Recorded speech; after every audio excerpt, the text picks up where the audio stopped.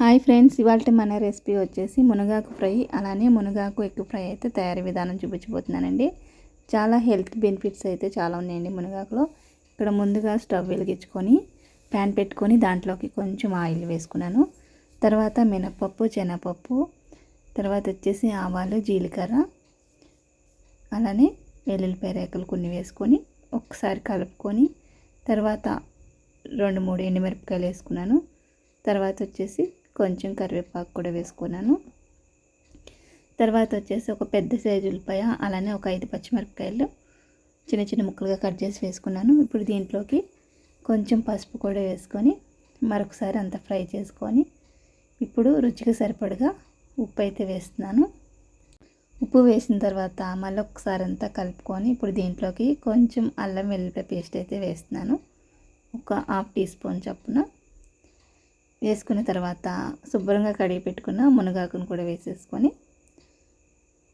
మొత్తం అంతా కూడా బాగా కలుపుకోండి. కింద నుంచి పైకి అంతా కలిసేటట్టు ఇలా మూత పెట్టుకొని మధ్య మధ్యలో కలుపుకుంటూ ఉంటే మన ఆకంతా కూడా బాగా దగ్గరికి అయిపోయింది. ఇప్పుడు కొంచెం కారం కూడా వేసుకున్నాను. తర్వాత కారం వేసిన తర్వాత 1 నిమిషం పాటు వేయించుకొని ఎవరికైతే మునగాకు ఫ్రై ఇష్టమో వాళ్ళకి పక్కన తీసి పెట్టేసేయండి. తర్వాత వచ్చేసి ఎగ్ తినే వాళ్ళకి ఇంకా ఉన్న దాంట్లో ఎగ్ అయితే వేస్తున్నానండి. ఇక్కడైతే నేను కొంచెం తీసేసి పక్కన పెట్టేస్తున్నాను. నార్మల్గా తినే వాళ్ళకి ఇదిగోండి, ఎగ్ వద్దనుకున్న వాళ్ళకి ఇలా తీసి పక్కన పెట్టేశాను.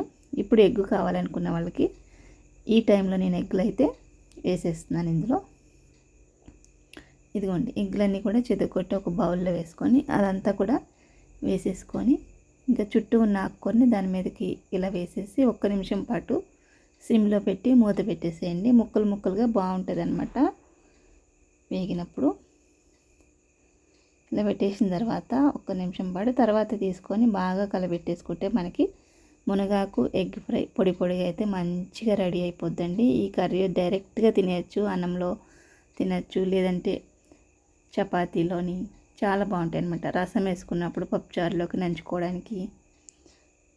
అలానే మునగాకు వల్ల హార్ట్ ప్రాబ్లమ్స్ రావు, అలానే చర్మ సమస్యలు ఏమన్నా పోతాయి. ఇంకా వెయిట్ లాస్ అవ్వాలనుకున్న వాళ్ళు వెయిట్ లాస్ అవుతారు. మునగాకు వల్ల చాలా హెల్త్ బెనిఫిట్స్ అయితే ఉన్నాయండి. వేడి నీళ్ళలో కొన్ని ఆకులు వేసుకొని రోజు ఉదయాన్నే తాగినట్లయితే ఎవరికైతే ఫుడ్ అనేది డైజెషన్ సరిగా అవ్వదో వాళ్ళకి మంచిగా పనిచేస్తుంది అనమాట. ఇది నేనైతే ఇక్కడ కొంచెం నార్మల్గా తిన్నా, అలానే రసంతో కూడా తిన్నా. చాలా బాగుంది. వీడియో నచ్చితే లైక్ చేయండి. Thanks for watching.